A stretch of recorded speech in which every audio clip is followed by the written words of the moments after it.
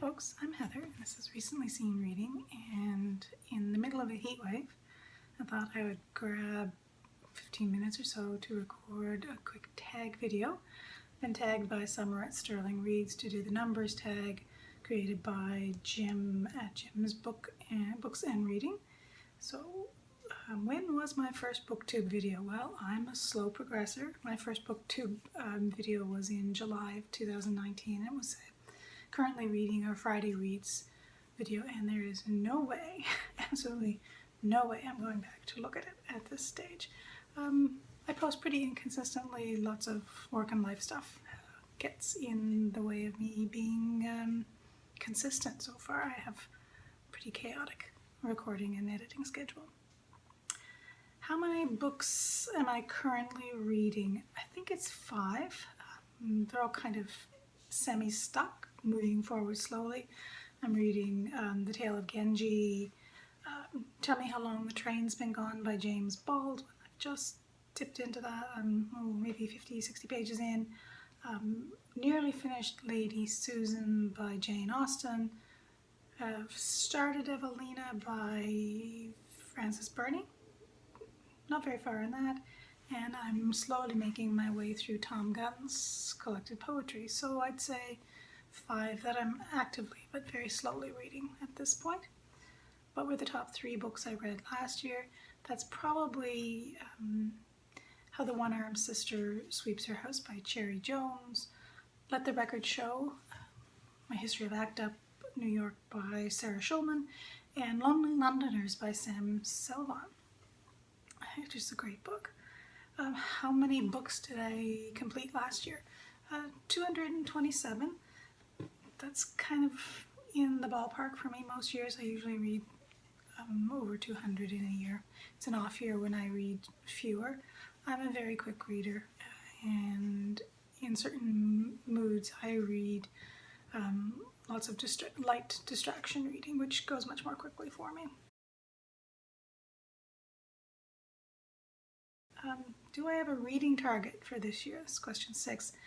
More or less. I get a little squeamish about this because I think for me and for probably many people, counting numbers leads to comparison and inadvertent competition, which doesn't really make sense when you step back and think about it. So on the spreadsheet that I use to keep track of my reading, because otherwise I don't remember what I've read, I set it at 150 and I've finished 130 or so far.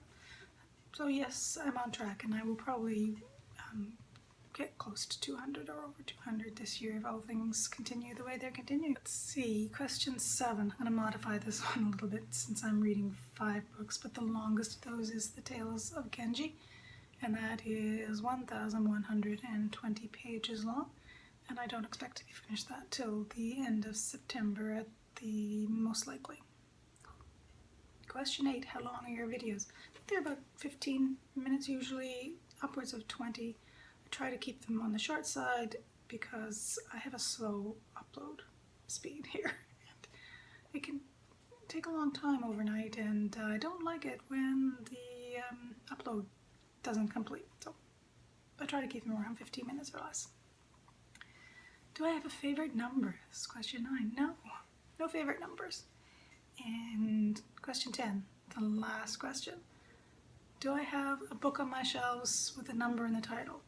Yes, like lots of people, but I've set aside books that have a volume number or a year number, like a publication year printed on the spine. I've got a couple of those, but I do have 3 here to show you. This one, 21 Things You May Not Know About the Indian Act. This is about the Canadian Indian Act, which was established in the Victorian period and has been revised multiple times, but still governs, often very inappropriately, the lives of Indigenous, Métis and Inuit people in Canada. This is, I'll show you it again. This is a pretty good introduction into Indigenous issues in Canada. If you were looking for something to really start with, I'd look for something by Chelsea Vowel and then followed up by this one, but it's good. Something I picked up fairly recently is this one, 8 Men Speak by Oscar Ryan. I'll show you it again. This is a reprinting of a 1933 play. It's kind of a group choral effort, which was performed as a protest for the imprisonment and internment of Tim Buck in the 1930s. Tim Buck was the leader of the Canadian Communist Party, and he and lots of other Canadian Communist leaders spent time in internment camps in Canada because of their politics. It's not a pretty part of Canadian history, like a lot of history. So a play, 8 Men Speak, and lastly a novel. This one's pretty good. I haven't read this one in a while, but I'd recommend it. This is 26 by Leo Mckay Jr. So this is a novel about the Westray disaster. The Westray disaster happened in 1992. It was a coal mine in Nova Scotia where there were multiple safety warnings that were ignored, and one morning 30 years ago it blew up and all of the men on shift died. So 26 men died. Half of their bodies are still in the mine, half of their bodies were recovered. It was a huge event in Nova Scotia. It was the first, or the largest rather, mine explosion in the country since the Spring Hill mining disaster in '58. But this is a novel that talks about the aftermath of that industrial accident, a mining accident. That mine closed very shortly afterwards. It's never been reopened. It's been razed. There were complicated legal questions and commissions, and it was a horrific event in Nova Scotian history. I don't think I'll tag anybody in particular, but if you would like to do this tag, please consider yourself tagged. I hope you have a good reading week and that you're finding lots that interests you or amuses you, and that you have, if you're living in a place where it is very, very warm, access to a fan, some air conditioning if you're very, very lucky, and refrigeration, because cold water is a blessing. Bye-bye.